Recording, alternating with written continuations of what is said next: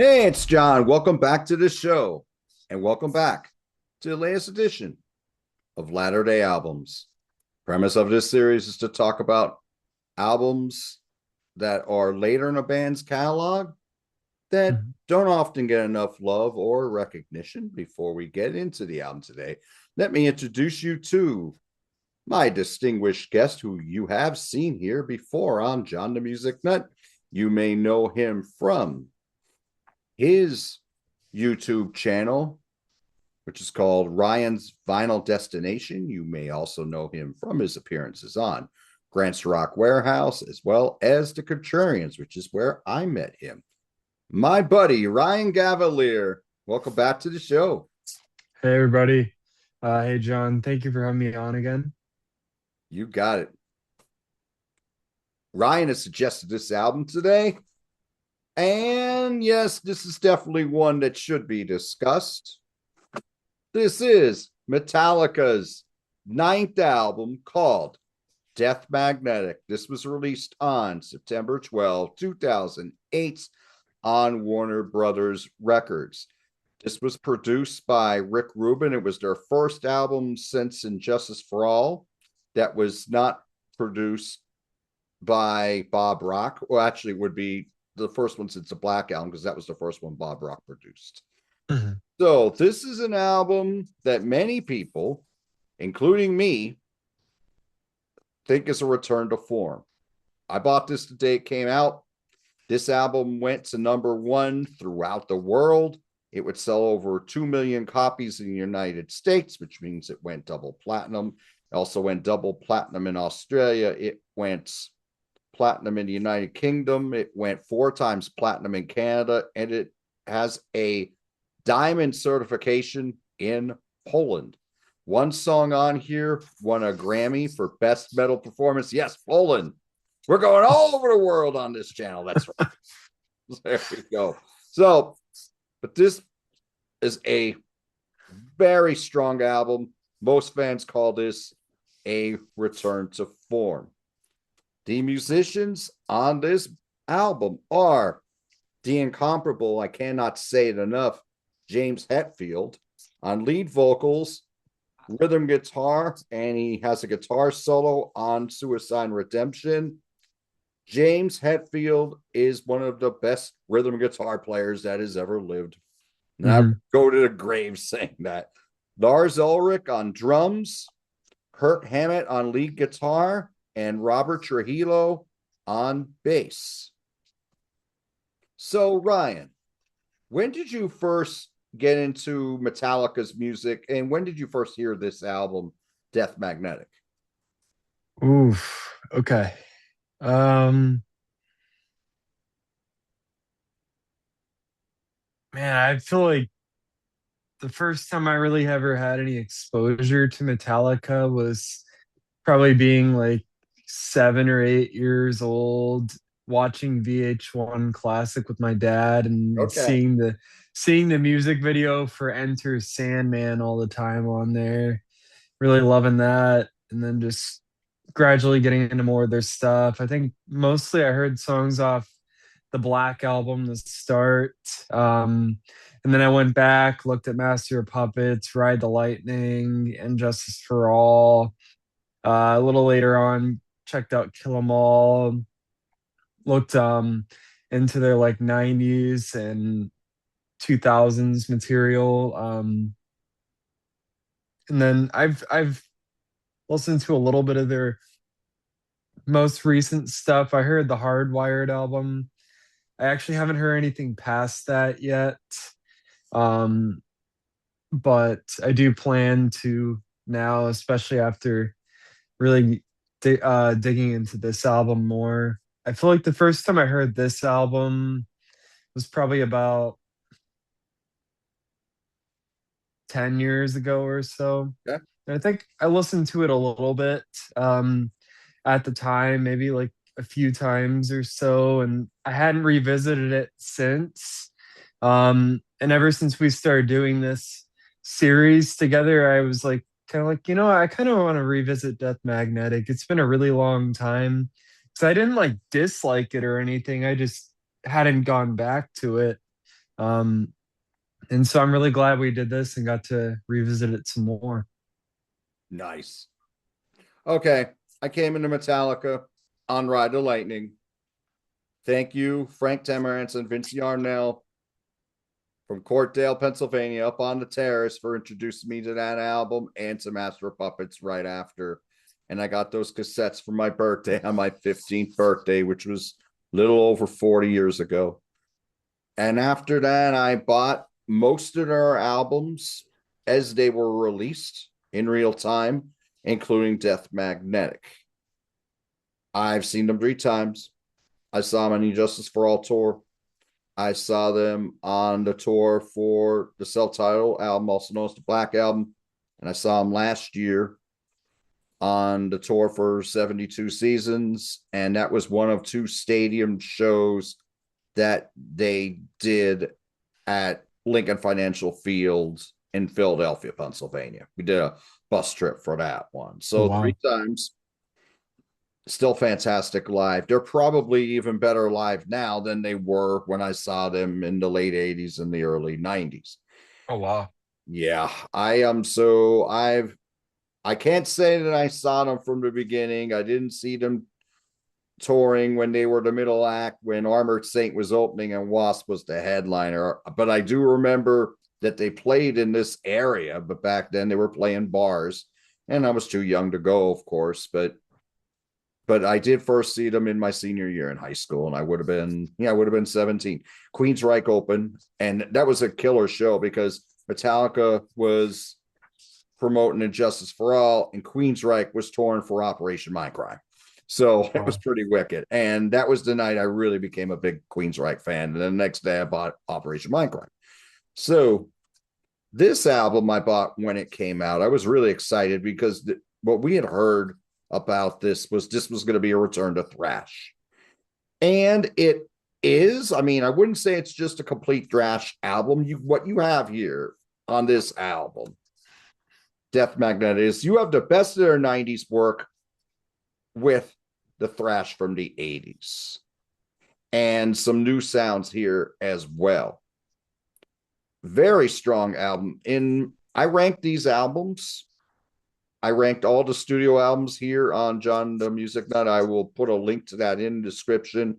This is my 5th favorite album by Metallica. So this album, I think, was a true return to form. Let me ask you this before we go on, Ryan. When this album came out, the criticism of this album was that it was recorded too loud, that it was one of these loudness wars albums. I didn't think it was that loud when it came out, but then when I revisited this in the last couple of years, I noticed it, but it didn't hurt my listening experience. Do you feel that this was recorded loud, or do you like the recording here? I don't have any issues with it in that regard. I don't know if they've maybe remastered it or anything because I listened to it on Apple Music. Okay. So I don't know if they've tweaked it or anything, but I don't really notice that a whole lot. I think if there's anything I think is weird production is I think some of the vocals sound a little bit weird at times. Okay. Um I think it's on it's at some of the moments where James is doing more of like singing. Like there's moment I don't think it is auto tune, but the way it's produced or mixed or whatever, sometimes it kind of gives a little bit of an auto tuney type of sound to it. I don't know what it is about it, but that's the only thing production wise I think is a little bit weird, but I don't have any issue with the volume or mixing at all. Gotcha. Okay, and that I noticed it, but I noticed it many years later, and it doesn't really. It's not enough to really bother me. It's not. It's not like those Rush albums starting with Vapor Trails that I felt were recorded too loud. It like those the loudness, how loud they were, really jumped out at me. This didn't really hit me until many years later when I heard that so many times. But when I heard this, it blew me away when it first came out. So Yeah, I think go ahead. I'm sorry.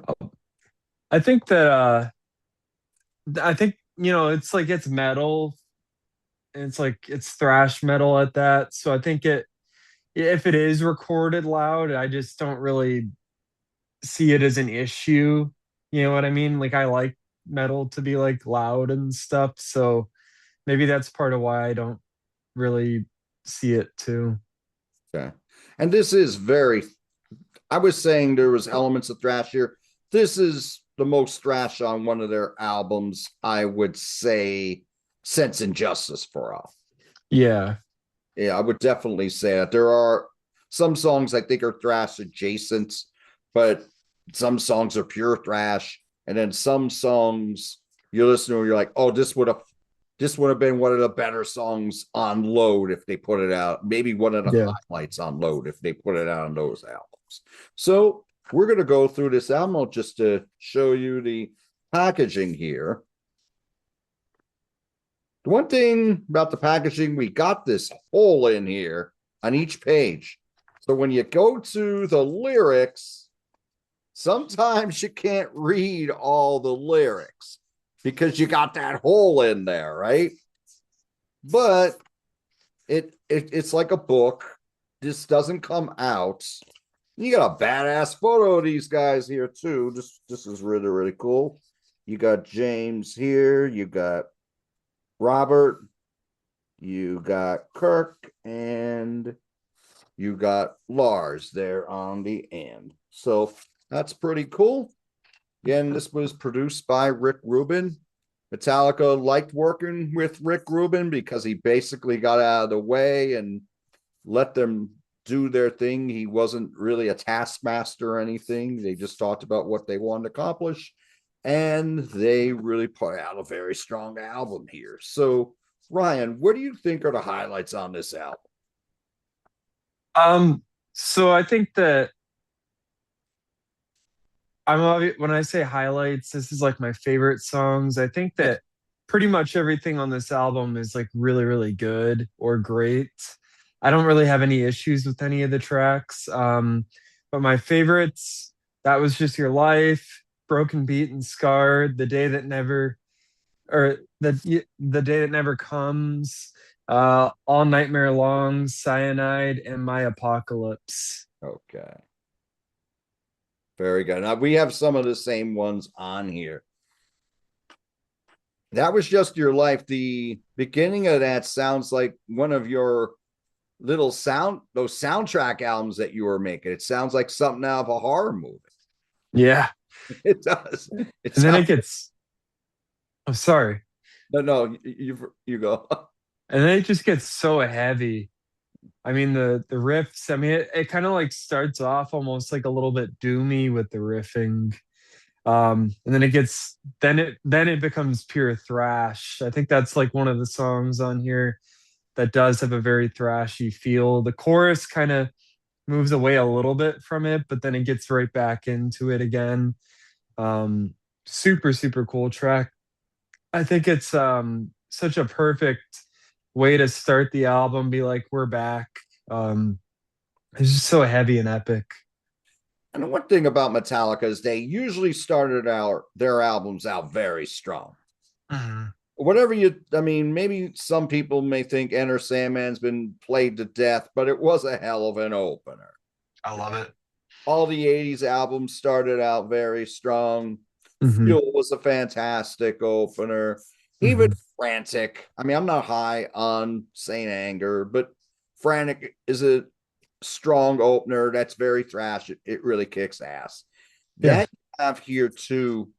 What really jumps out at me, not only the fact that we're going thrash again, it seems like the great wordplay's back. I loved their lyrics on those 80s albums. And we're going back to that. We got those awesome analogies, those very intelligent lyrics that what I think we got away from a little bit in the 90s. I mean, they were still lyrically strong, but I think when they were writing those epics in the 80s, I thought they were just as lyrically impressive as they were musically impressive. That I really dig on here. And I think it is a wonderful opener. You mentioned Broken Beat and Scarred. What I notice about here is you got the vocal hooks. They're Hmm. back because the vocal hooks are what brought you in on the Black Album. Hmm. Those authoritative vocals from James, because I think that's where James really found his singing voice. If you listen to the 80s albums, the only knock you can make on them, I think, is well, Justice for All, you didn't hear any bass on it, was recorded a little tinny. But as far as the band's performances go, I think James was a good singer. He became a great singer on the Black Album. And I think that was what made them go to that gigantic level. You really have that throughout this album. I mean, the vocals, the strong vocals from James stayed throughout their career, but the vocal hooks are on here. You talk about a Heard. song like Broken, Beaten, Scarred. Show your scars. That's something that you remember.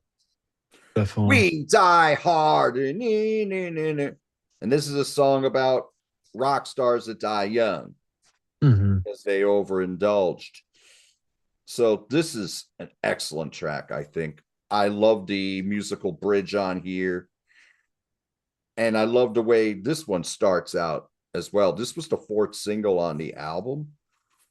Very, very good track. You mentioned A Day That Never Comes, which is my favorite song on the album. Nice. Yeah. And Yeah, I and always was. So yeah, let me hear your take on that.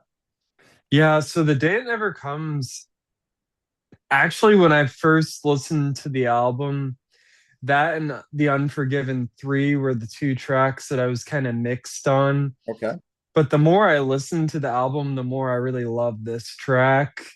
Um, Obviously, it starts off a lot softer. It's like the second softest song on the album. I think The Unforgiven 3 is probably still the softest of the bunch. But as the song goes on, it gets pretty heavy, and there's a lot of cool change ups throughout it. A lot of great singing by James. I love I really do love like the riffing near the end of the song, especially. It gets really, really heavy, but I think even the softer stuff at the beginning really grew on me a lot. Probably my it's probably my second or third favorite track on the album, to be honest. And that it came up a long way, because at first I didn't really know how I felt about it. I think the main reason originally was kind of what I was saying about the vocal production. I felt like that was a song where I was kind of hearing it a lot, but I think the more I listened to it, the less I was kind of like paying attention to that, and I was just appreciating the song for what it is, and it's really terrific. I agree with you completely.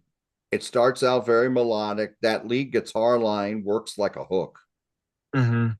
And that comes in on the chorus as well. It has a little bit of a feel like Unforgiven one, mid Hmm. tempo like that, but then when it goes into the chorus, you got those drum fills coming in from Lars, and it stays in that vein for the first two verses and choruses, and then we go into that musical bridge, which has a wicked riff, and they go into the "Love is a four-letter word" line in there. There's your Hmm. another vocal hook. And then at the end of that bridge, he goes, "This I swear, this I swear." And then he screams it at the end. And then the drums are coming in again from Lars. And then it's a smorgasbord of fantastic riffs for about Definitely. another 3.5 minutes. Hmm. It's it's got so many great riffs on there. Like I like to say, some songs have so many a few songs have so many great riffs. Like there's some bands that would die to have this many great riffs over their career. That's what I think you have on The Day That Never Comes. And it is just wicked in its execution once it gets into that part.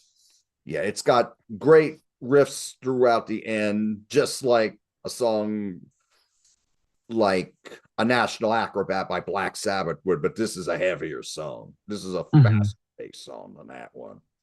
Yes, this is fantastic. If they I know they like to mix their set list up, which is great. If they're playing two, two times in one, 2 nights in one area, like they did in Philadelphia, they're like, well, we're gonna give you a different set list every night. They didn't play this either nights that I was in Philly. I only saw the second night. This is something they could play on. They could put this in their live set forever, and I'd be happy with it. Yeah. I Yeah. think in terms of like their like softer type of songs, I feel like the only one that I might like more than, or I definitely like more than this, but that this is probably second to is probably one because I love that song so much. I think this one's kind of like around like fade to black for me. Like I think I like this a little more than that to be honest. Okay.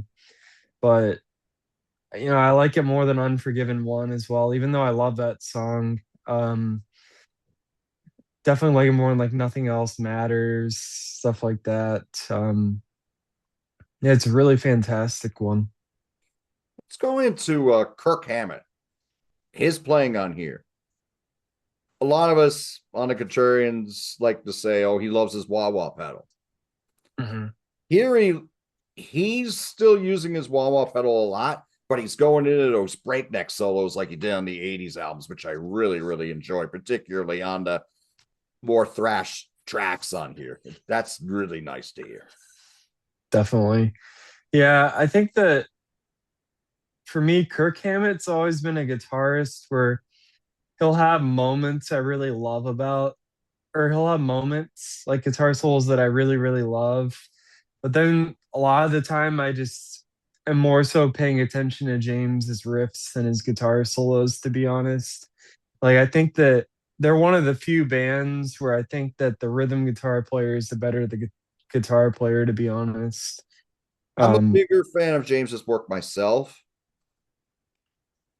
Having said that, one of my favorite solos in the history of my life is the ending solo of Fade to Black. yeah. No, like I said, he has moments where it's just like, this is absolutely amazing.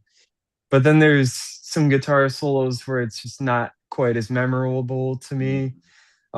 It's kind of like similar to, I mean, I think that Kirk Hammett's a much better guitarist than him, but it's kind of similar to me for like AC/DC, Malcolm, and Angus. Like I prefer Malcolm's riffs a lot of the time to Angus's solos, but then sometimes Angus has guitar solos that are absolutely amazing, like Back in Black or something. But then a lot of the other time, I'm like, it's like it's fine. It's just not very memorable. Like, but then there's times where they really stand out. I think Kirk is kind of the same way for me.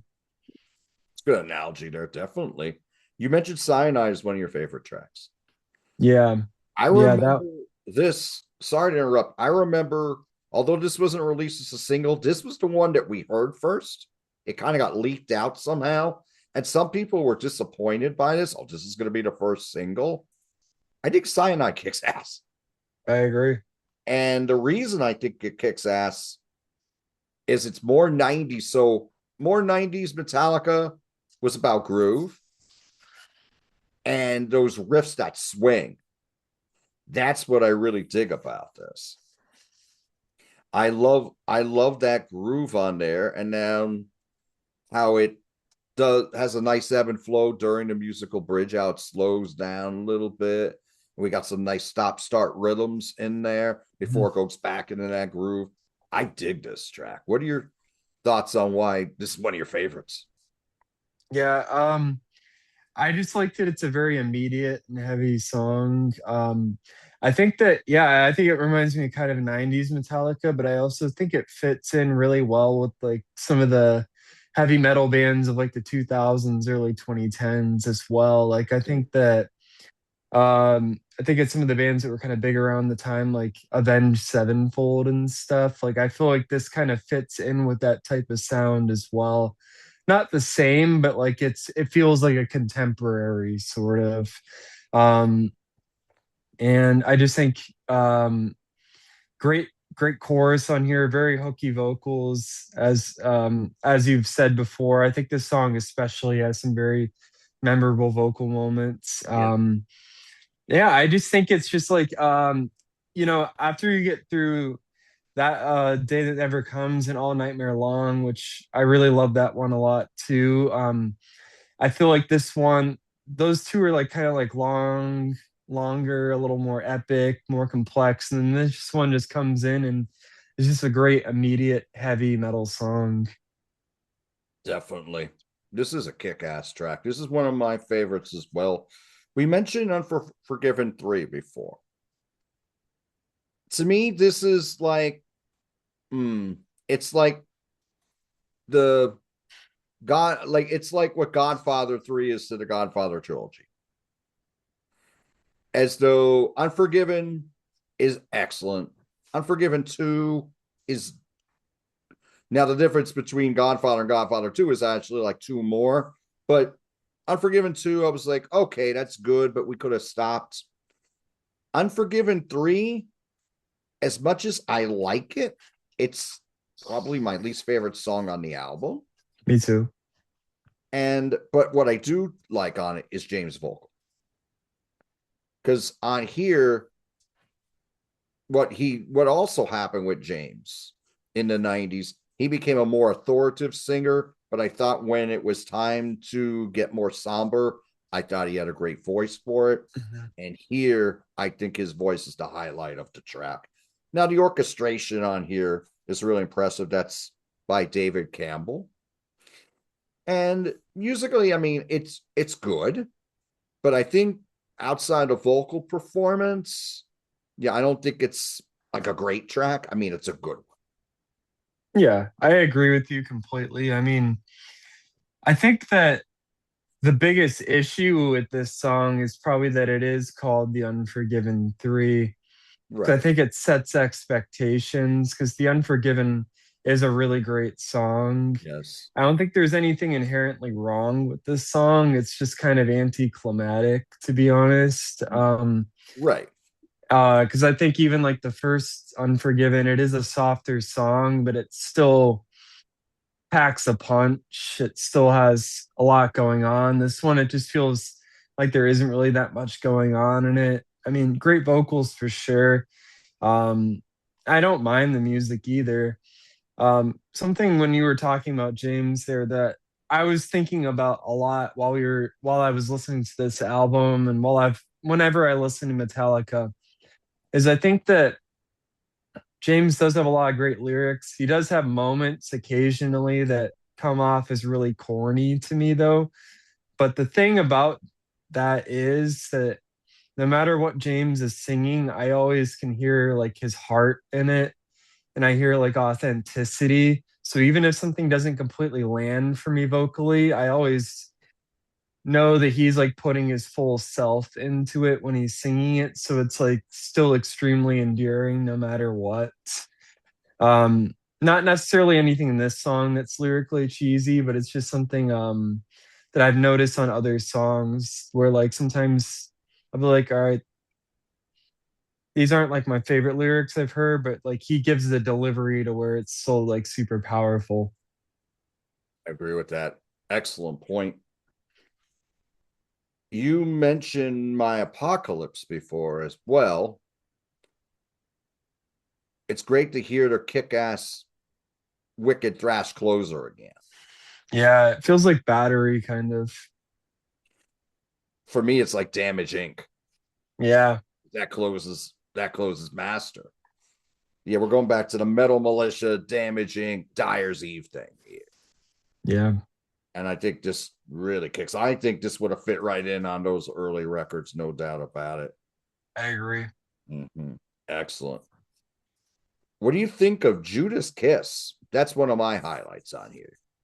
I think it's really good. I mean, I considered putting it as one of the highlights, but it's like top of the second tier on the album for me. I think it's still very heavy. It is hooky at parts. I can't really tell you exactly why it's not like one of my highlights because it really is like of the quality of the other songs. I guess it just didn't resonate with me quite as much. I think it jumps out at me too because we're going off of something really slow, like Unforgiven 3. Mhm. I like it because you got some of the unison guitar lines from James and Kirk again, which we kind Hmm. of got away from. I mean, like we were getting them a lot on a song like Unforgiven. But I think when we went into the more groove metal sounds of Load and Reload, we kind of got a little bit away from that. But here we're getting that again, and I love the start riff on here, and I also like Kirk's solo again. Like I said, we're going back to the breakneck solos again. And when he does it, I'm like, yes, Kirk's back. He's not just just playing with the wah wah a lot. So I really dig this track. I like the ebb and flow on this, no doubt about it. Suicide Redemption, which is the instrumental, would win a Grammy for Best Metal Performance. And it's cool to hear that we're finally getting the instrumentals back along with the kick-ass closers. What do you think of that one? I think it's good. But it's probably my second least favorite track on the album, to be Okay. honest. I think that the reason for that is that it's too long. I thought that. Um, and I think that I wouldn't mind the length of it if it wasn't so repetitive.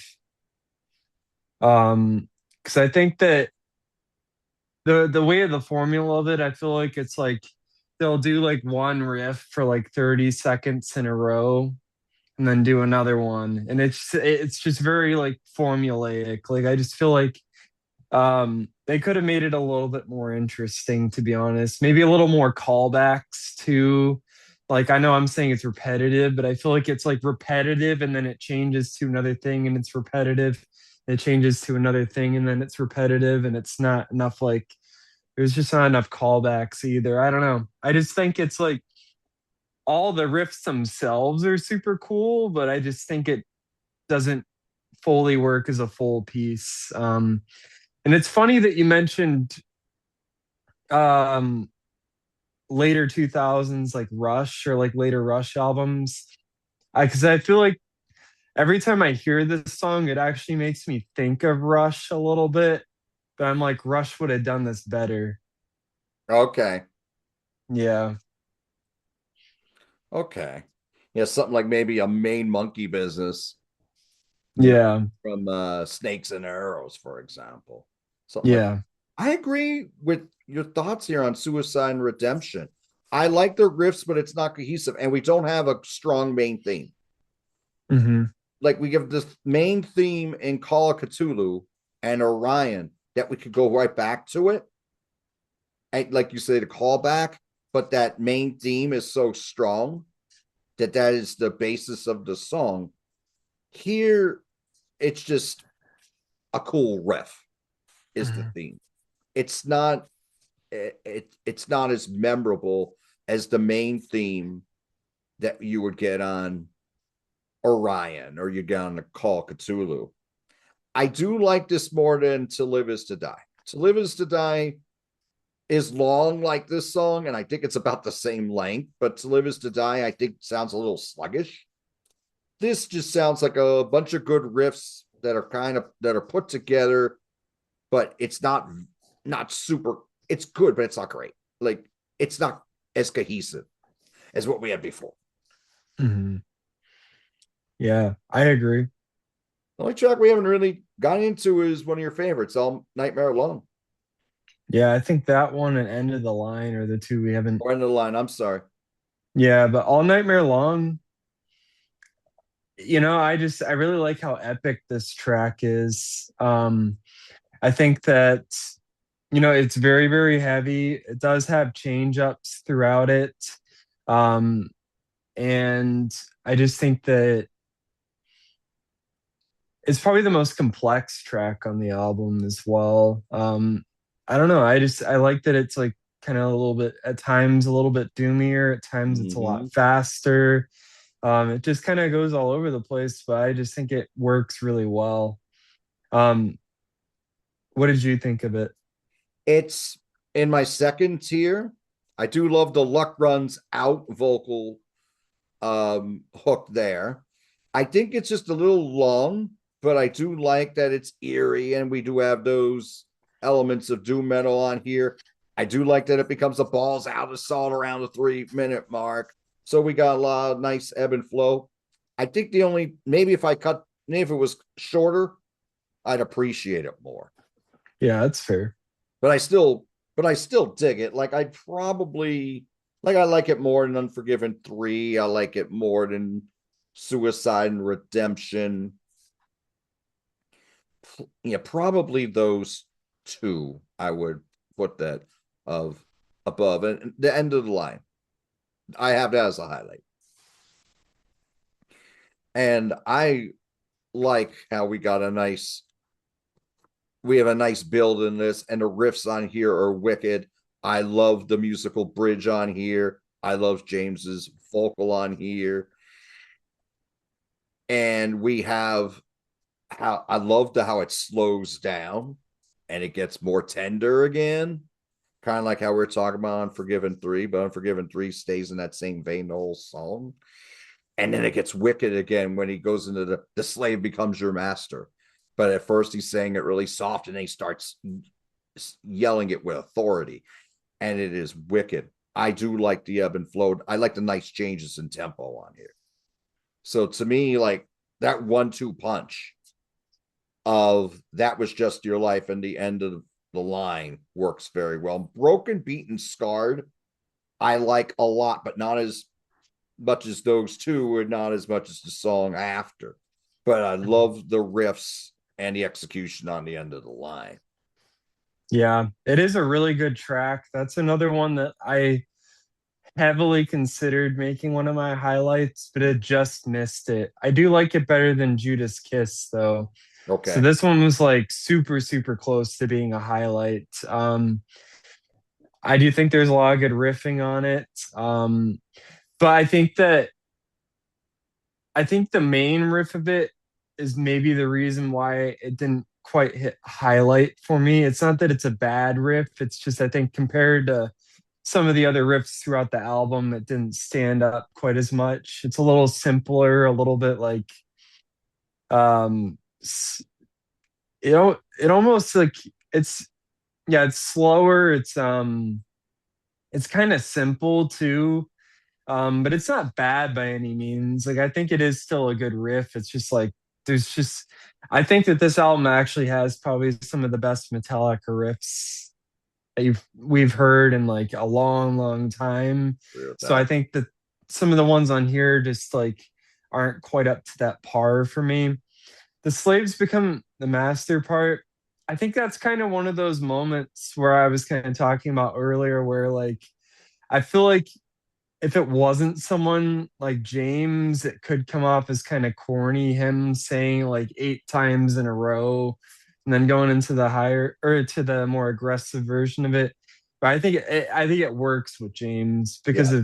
because of his delivery, because of how like genuine his vocals are and stuff. But I think that's actually when I was saying that was kind of one of the main examples on this album where I was kind of thinking that. But no, it's still a really good track for sure. Very cool. So, Ryan, how would you rank Death Magnetic on a scale of 1 to 10? Mm,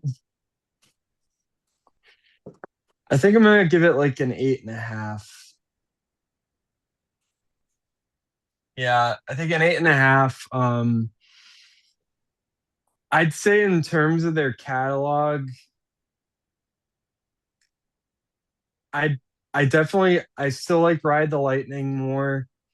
I like Master of Puppets more. I like Injustice for All more, and I like um the Black album more. But I think I could honestly probably put this in like fifth place as well.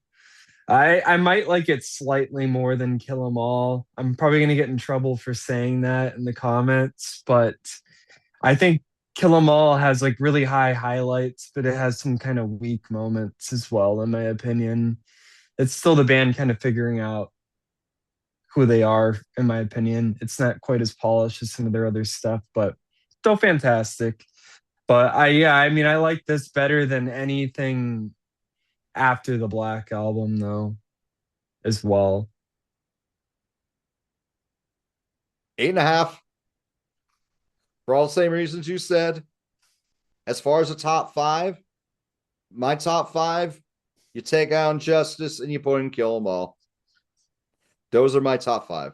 It's the same as yours. Outside of that, this is my number five. Black Album 4, Kill 'Em All 3, Master 2, Ride of Lightning 1. But there's so little separating Ride of Lightning and Master of Puppets. This is an 8.5 for me. I loved it. The vocal hooks are back. The thrash is back. We got guitar solos again. We didn't get guitar solos on Saint Anger.